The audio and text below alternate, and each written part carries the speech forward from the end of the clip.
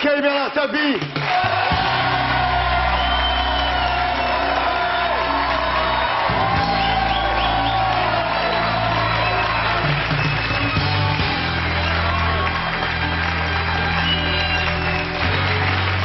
Ça va?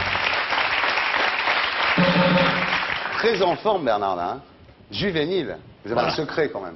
T'as pas un pote autour de France qui te file des trucs? De toute façon, puisque c'est un secret, je ne vais pas vous le dire. Un jour, je vous le dirai. Je sortirai des produits, un truc. Ah oui. Et puis, je vous dirai, si vous voulez les mêmes, c'est cher. Bernard Tapie va se recycler dans l'anti-âge, c'est ça? Voilà. Ouais. En tout cas, ça marche. Hein. 75, regarde. Putain, 75 ans, hein. Bravo.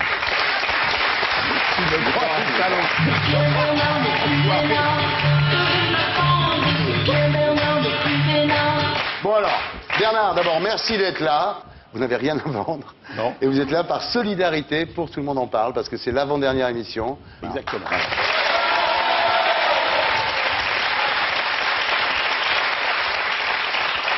Il n'a rien à vendre, hein. Non, mais Il a quand même demandé 30 000 € en liquide dans sa loge. Arrête. je signale que personne ne me les a donnés. Ils sont dans le jardin. Non, mais c'est vrai, franchement, ça me fait vraiment plaisir parce que c'est une émission qui va manquer beaucoup.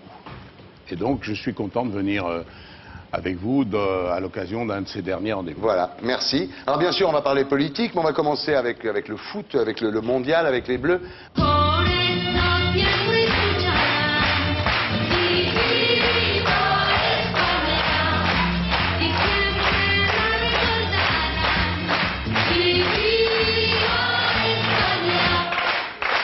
Alors Bernard, vous expliquez comment cette métamorphose des Bleus dans le match contre l'Espagne? Il y a plein de raisons, mais on va essayer de sortir les essentiels. La première, et la plus importante, c'est le changement total de psychologie et de motivation. Quand on rencontre le Togo, la Corée, même la Suisse, les Français ont beau se dire, et ils se le disent, il faut gagner, on va mettre tout notre cœur, on va mettre toute notre énergie, ils font appel à ce qu'on appelle la motivation volontaire, celle qui dépend de sa volonté. Quand tu rencontres l'Espagne, et qu'il s'agit de passer un cap et surtout de remettre des pendules à l'heure, là, tu fais appel à la motivation inconsciente, celle qui te fait courir le 100 mètres parce que ton gosse se noie. La vraie différence, c'est ça, c'est que là, ils font appel à des ressources que seule la volonté ne peut pas te donner. Alors, quand on sait qu'un être humain utilise à peine la moitié de ses potentialités, Un quart. sur un marche comme ça, tu obtiens des trucs. Bon, alors ensuite, l'Espagne, eux, ont vécu le contraire. On leur a mis la tête comme ça, c'est les futurs champions du monde, ce qui fait que malgré l'ouverture du score, qu'aurait pu leur permettre de temporiser un peu, de jouer les malins, de rester derrière, et vas-y, on continue, et ils nous ont donné des boulevards derrière que les Français ont bien su exploiter. C'est énorme. Voilà, c'est énorme parce que on a vu ce que ça a généré chez les gens, c'est inimaginable. C'est une belle démonstration de ce que les gens sont capables de faire lorsqu'on leur offre un événement qui les rend jubilatoires. Les gens ont envie de vibrer en tous les cas. Les Français sont versatiles. Hein. Incroyable, je ne sais pas si tu as vu dans les rues, partout.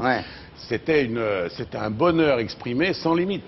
Et qu'on ne voit pas dans d'autres formes d'existence que le sport et en particulier le football. Moi, je vois jamais des gens qui se connaissent pas dans la rue, qui s'embrassent, etc. Ah, c'est la grande Si, communion. il y a certains quartiers où...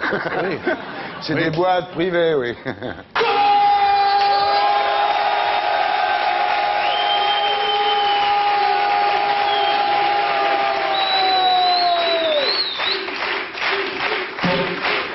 Alors Bernard, cette émission est enregistrée exceptionnellement avant France-Brésil. Ouais, parce qu'on est jeudi soir. Ben voilà, donc tu vas me donner un pronostic. Et le match vient de finir. Ouais, c'est horrible. Objectivement, je ne peux Tu joues ta réputation, Bernard. Non, parce que je ne peux que te dire voilà ce qui va se passer. Sûrement. Et te dire j'ai tellement envie qu'on gagne que je te fais pas de pronostic, je te fais que mon souhait. Mais j'ai vraiment la trouille. J'ai vraiment peur parce que réellement, sur le papier, autant il n'y a pas une autre équipe, franchement, il n'y a pas une autre équipe qui nous est supérieure. Je dis bien sur le papier. Sur le papier, le Brésil nous est supérieur. Alors maintenant, est-ce que cette espèce de confiance qu'on vient de prendre, cette espèce de volonté de ne rien avoir à perdre, parce que maintenant ils ont fait l'essentiel, on est en quart de finale contre le Brésil, celui qui gagne là sera dur à battre. Le fait que l'arbitre soit espagnol? Connerie pour nous. Difficile. Difficile. Forcément. Il va se venger. Les Espagnols, ils nous mettent un arbitre espagnol. Et moi, je pense qu'il y aura forcément à dire sur l'arbitrage. Malheureusement. Attends, c'est quoi qu'on entend là? Un merle, parce que c'est le coucher du soleil. C'est quoi? Thierry, c'est un oiseau derrière, je te dis un merle. Mais c'est génial. Il chante à la tombée du jour, ça C'est s'appelle la Mironnet, le nature. connard qui fait le maire. Non, je te jure que non. Tu ne connais pas les saisons, la nature, tout ça, tu connais pas, c'est un quoi? merle. Ouais. Il y a un Se fout, merle. là.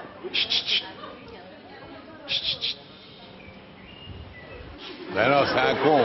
J'en ai un dans mon jardin, il siffle du Jeanne Moreau. Il fait. Je l'ai vu, il fait. Tous les jours. Et moi je finis là, là, là, là, là, là, là, là.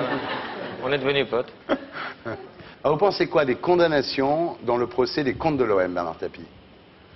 Et je pense la même chose que quand elles s'adressaient à moi. Elles ont strictement aucun sens. Tu peux pas condamner Robert Louis Dreyfus pour abus de biens social dans son club dans lequel il a mis 130 millions d'euros. Ben, je veux dire, faut être un peu schizophrène. Tu peux l'accuser de plein de choses, éventuellement. D'avoir fait des contrats bidons, d'avoir arnaqué l'URSSAF, que les joueurs aient triché sur les impôts. Je suppose qu'il doit y avoir dans le dossier des choses. Mais ils l'ont pas retenu là-dessus. Donc ça veut dire qu'il était coupable de rien d'autre que ça. Et là, c'est du délire. On ne peut pas reprocher à un mec d'avoir été... puisque le délit d'abus de biens, c'est d'avoir porté tort à son entreprise, Ouais, en gros. en gros. Hein? Tu portes tort à ton entreprise quand tu mets 150 millions d'euros dans les caisses, c'est un drôle de maso quand même. Donc ça ne tient pas debout. Alors ensuite, si on veut parler des systèmes qui tournent autour du foot, en France, je parle, tous les clubs ont recours aux mêmes arnaques qui consistent à pouvoir faire des salaires concurrentiels avec les étrangers qui payent moins d'impôts. Voilà, tout le problème est là. Ouais. Quand un joueur est sur le point de venir en Angleterre, en Espagne, en Italie ou en France, il choisit un autre pays que le nôtre parce qu'il est plus taxé. Alors, puisqu'on parlait tout à l'heure, ça va vous intéresser, hein, on parlait tout à l'heure des pronostics. Eh bien, je vais vous dire pourquoi la France est devenue un petit pays de football. L'Angleterre, tous les joueurs de l'équipe anglaise jouent en Angleterre. L'équipe d'Italie, sauf Beckham. L'Italie, tous les joueurs de l'équipe italienne jouent en Italie. L'Espagne, tous les joueurs d'Espagne jouent en Espagne. Les Allemands, tous les joueurs allemands jouent en Allemagne. Les Français, 3 joueurs français jouent en France. Ah, oui. Voilà. On a rejoint le peloton des pays sous-développés. C'est-à-dire qu'à cause des impôts, ils sont obligés Mais d'aller jouer globalement, ailleurs. c'est pas que ça. C'est globalement, c'est les impôts, c'est les contrôles, c'est l'URSSAF. C'est un pays qui devient un pays tellement pressurisé que les gens ont envie d'aller ailleurs. Et ce qui se passe dans le football, ne vous faites pas d'illusions. C'est comme ça pour les artistes qui peuvent partir ailleurs, c'est comme ça pour tous les autres sportifs de haut niveau, c'est comme ça pour les grands chercheurs, c'est comme ça pour les grands ingénieurs, et ça va finir par être comme ça pour tout le monde. Il n'y aura plus personne, peut-être. Ben, il y aura ceux qui veulent attendre des autres leur salut personnel. Mais est-ce que cette crise de confiance envers l'équipe de France, finalement, ne traduit pas, ne reflète pas une crise de confiance du pays en lui-même? Les Français sont très bizarres parce que il y a un sondage sur la croyance, le bonheur, etc., qui m'a vachement épaté. C'est ça dans Challenge début de l'année. Question, êtes-vous plutôt heureux, plutôt malheureux 82% des gens, plutôt heureux. 82. Deuxième question, pensez-vous que les Français sont plutôt heureux, malheureux?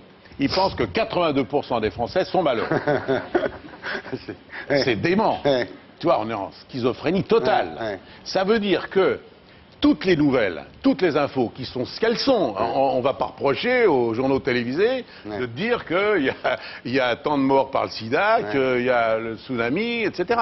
N'empêche que leur impression à eux, c'est de vivre au milieu d'une tempête incroyable qui fait que tout le monde doit être dans une merde noire, tout le monde doit souffrir, et pas nous. Mais c'est pas vrai.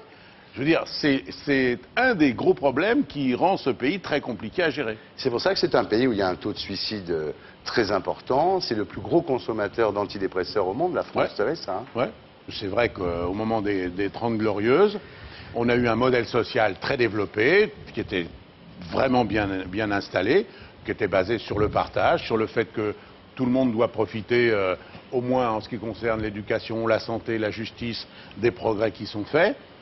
Et puis ils ont pris pour beaucoup l'habitude d'être un peu sponsorisés, un peu assistés. Et quand ils se sentent plus dans cette situation de sécurité, beaucoup perdent les pédales. On est aussi un des pays où le divorce fait le plus de ravages et crée des situations dramatiques. Quand un couple sans moyens divorce, il y a des mecs qui couchent dans la bagnole parce qu'ils ont de quoi payer un appartement, pas deux. Évidemment, heureusement, on laisse la femme dans l'appartement avec les enfants et le mec, il a plus un rond, il est dehors. Donc en dehors de la souffrance affective, il y a une souffrance matérielle terrible. Mais il y avait un sondage dans le Nouvel Observateur dont on parlait ici la semaine dernière déjà, moi qui m'étonne complètement, c'est êtes-vous favorable ou non à l'économie de marché? Alors en Chine, c'est 74% des Chinois sont favorables à l'économie de marché. Aux États-Unis, c'est 71%. Dans les grands pays européens, c'est 65-66%. Et en France, c'est 34%. Alors est-ce que la France est très en avance? C'est-à-dire elle a compris que le capitalisme, c'était pas bien, et elle est post-capitaliste, ou au contraire, elle est très en retard, parce qu'il y a un problème là. Non, mais d'abord, il est possible qu'il existe un système beaucoup plus efficace, plus généreux, et qui rend les gens plus heureux, mais on ne le connaît pas. Puisque pour l'instant, on a mis en opposition le marxisme, qui a généré un socialisme, puis une social-démocratie, et puis la loi du marché. Bon. Encore une fois, la loi du marché, pour les gens, c'est l'abandon d'une certaine sécurité et d'une certaine protection. C'est un peu la jungle. Or, comme on est le pays le plus protégé, forcément, les Français sont les plus opposés à la loi du marché. Ensuite, il y a l'interprétation qu'on se fait dans le mot la loi du marché. Pour beaucoup, la loi du marché, c'est la loi de la jungle. Et il faut reconnaître que, par certains égards, c'est un peu vrai. Alors, est-ce que le Français est plus malin, plus impertinent, plus rigoureux pour exiger davantage? C'est un peu tout ça. Maintenant, il faut que ces Français-là se disent que s'il existe une autre technique, une autre méthode, c'est pas la France qui pourra l'imposer seule, parce qu'elle fait 2% du monde, la France. Donc, dans un monde qui est entièrement soumis à la loi du marché, on est obligé de l'adopter. C'est du baratin. Alors, on a des mecs, j'entends Besancenot, j'entends tous ces gens. C'est bien, c'est rafraîchissant de les entendre dénoncer. Mais ils font quoi? Ils font que dalle. La France, c'est un peu le village d'Astérix aujourd'hui, non? Vous n'avez pas cette impression? Oui, vous avez vu, le mec, il a dit les patrons, il faut tous les virer. On les remplacera. Bon, par quoi? Par d'autres patrons. Qui auront une nouvelle hiérarchie. Toute la société est basée sur une hiérarchie. Que tu mets 150 mecs sur une plage, tu les laisses 1 an et demi, tu reviens, il y a un patron, il y a 2 adjoints, puis il y a le connard en bas parce qu'il veut rien foutre ou parce qu'il ne sait pas quoi faire. Et la société doit être bien organisée parce que celui qui est en bas, il a le droit aussi de vivre, de ne pas être piétiné, d'être protégé, qu'on ne lui pique pas son dû, qu'on ne lui baisse pas sa femme. Il a le droit. Alors c'est là où la société doit être organisée pour faire face, à la limite, aux inégalités de la hiérarchie. Mais une hiérarchie, elle existe dans les pays socialistes, il y avait une hiérarchie. Bien sûr. Dans les pays capitalistes, il y a une hiérarchie. La France, c'est un pays qui s'accommode mal des hiérarchies. C'est un pays assez égalitariste, la France. Bah, on lui a fait sa conception comme ça, c'est logique. Alors, en tous les cas, tout ça donne aux prochaines élections présidentielles une importance considérable. Il faut leur faire attention au programme, là, parce qu'après... Moi, je pense franchement qu'on n'est pas dans la situation dramatique qu'on raconte, mais on n'est pas bien. Et là, il va falloir être très prudent. Je crois que ces élections-là sont les dernières où on a le droit de se tromper. Alors, vous n'allez pas revenir en politique, pourtant vous êtes éligible depuis 3 ans, mais vous n'allez pas revenir. Est-ce que vous avez peur? Vous dites, quand je voulais devenir maire de Marseille, on a trouvé 100 000 francs dans un jardin pour m'envoyer en prison en affaire MVA. Si je suis candidat à la présidentielle, on va mettre 100 kilos de cocaïne dans mon coffre. Peut-être pas 100, parce que mon coffre ne les tient pas. Mais quelques kilos, non. C'est une manière de dire qu'on ne veut pas tout le monde. Et finalement, ils ont raison. Ils veulent rester entre eux. C'est un métier de faire de la politique. Les professionnels de la politique ont toujours une distance à l'égard de ceux qui ne viennent pas de leur rang. Mais c'est vrai de Kouchner, c'est vrai de Borloo, c'est vrai de Tapi, c'est vrai de tous ceux qui, à un moment donné, ont eu envie de franchir le pas. Est-ce que c'est légitime? Quelque part, oui. Quelque part, oui. Parce qu'on n'a pas donné, en tout cas, de gage sur la réalité de nos convictions, de notre programmation, etc. Par conséquent, on peut croire qu'on est capable de séduire sur des éléments d'appréciation qui ne justifient pas le vote. C'est pour ça que les électeurs font une grande distinction entre la cote d'amour, avec des sondages extraordinaires, Kouchner, et le vote. Le vote, c'est une opinion. La cote d'amour, c'est une humeur. Ça nous ramène d'ailleurs à faire attention aux sondages. Alors, vous n'allez pas revenir en politique, Bernard, mais vous allez intervenir, d'abord au nom des 3 millions de gens qui ont voté pour vous. C'est-à-dire là, c'est pas du sondage, là, c'est pas de l'humeur, là. C'est des bulletins. C'est des bulletins dans l'urne. Et puis peut-être aussi au nom du Parti radical de gauche, non? C'est là que je suis parti, parce que c'est la philosophie radicale, entre parenthèses, qui est peu développée. On a l'impression qu'il n'existe plus que 2. Mais le radicalisme, c'est justement, il faut se souvenir, c'est Gambetta, c'est Jules Ferry, c'est Mendès France, c'est l'école publique obligatoire, c'est la séparation de l'Église et de l'État. Enfin, je veux dire, c'est des choses importantes, le radicalisme, qui privilégie l'homme plutôt que les systèmes, qui met l'homme au centre de ses préoccupations et de ses débats, qui considère que un État, une nation n'est forte que par l'addition de ses valeurs individuelles. Elle reconnaît donc la valeur individuelle comme un élément d'appréciation, mais à condition que les intérêts individuels soient compatibles avec l'intérêt collectif. Normal. En termes un peu plus simples, ça veut dire quoi? Chacun se démerde, chacun essaie d'être le meilleur. On ne doit pas envisager une inégalité par le bas. Mais face à la scolarité, donc à l'apprentissage, face à la santé, face à la justice, on doit tous être égaux. Le chanceux, le malchanceux, l'intelligent, le con, tout le monde. C'est la République. C'est la République. C'est la République. C'est ce qu'on appelle la République, tout simplement. Ça, la République. Alors, en 2007, vous croyez, vous, à un match Sarko-Sego? Pour l'instant, il est plus que probable. Mais est-ce que vous croyez que les mecs comme Lang, comme Fabius, comme Strauss-Kahn, ça fait 15 ans les mecs qui sont là, qui rament, vous croyez qu'ils vont laisser Ségolène Royal leur piquer le business? Non seulement je crois pas qu'ils vont le laisser, mais alors là, pour le coup, je comprends rien à la stratégie du Parti Socialiste. Rien. C'est le contraire, justement, de ce qu'on disait tout à l'heure du radicalisme.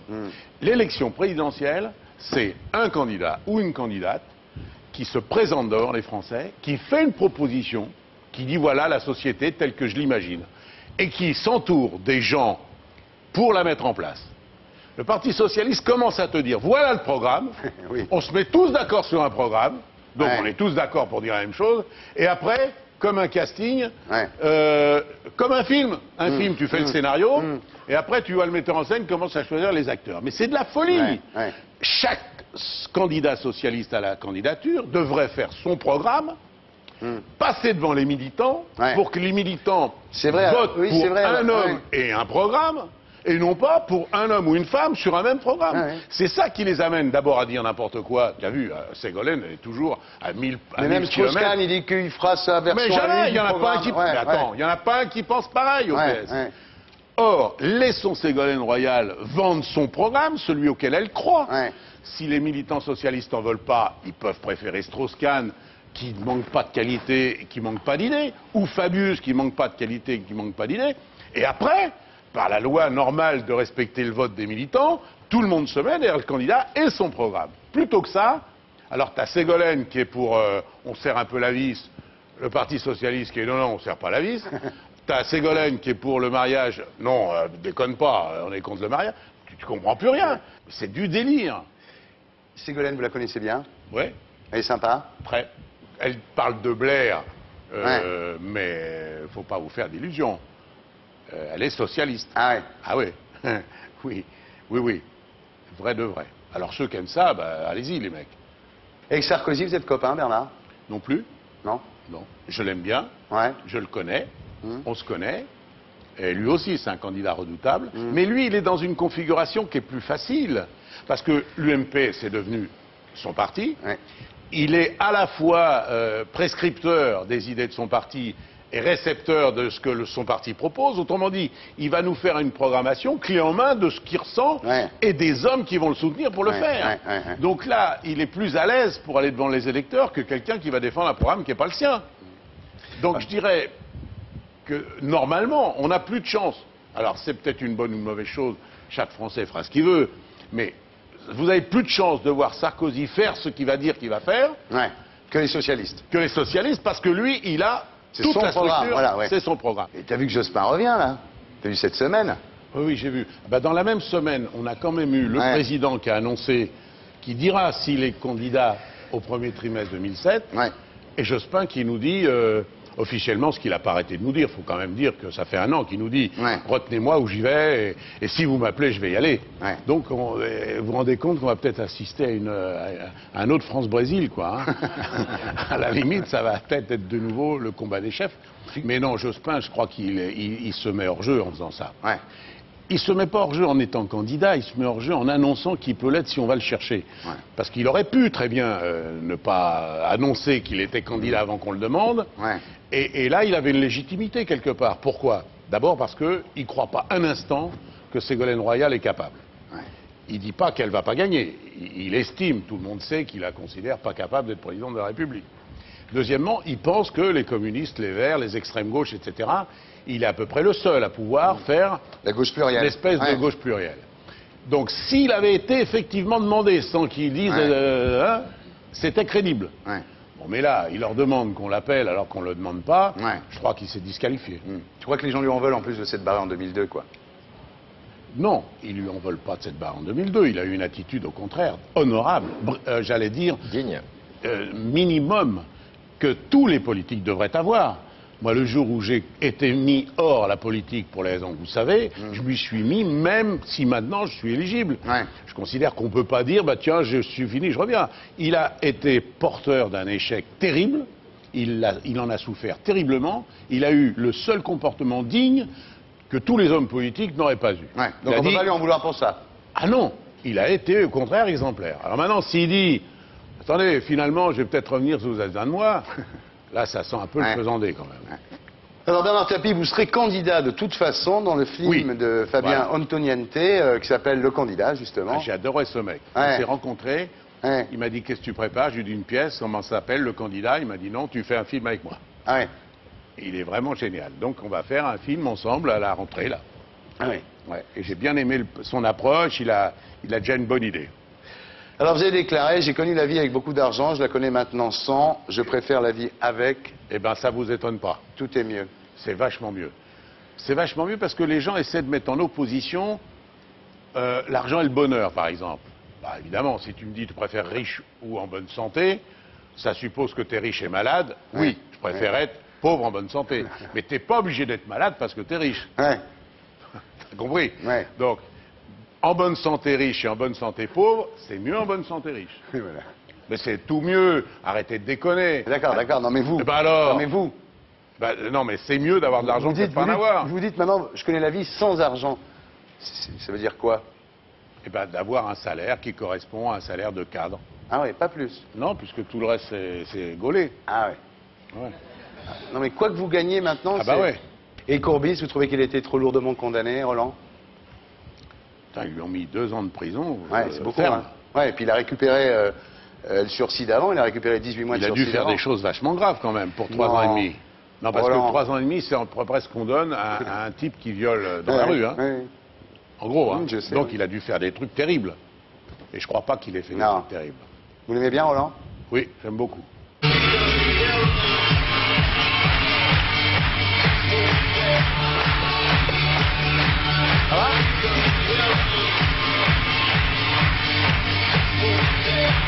Bernard Tapie, on va faire une art review.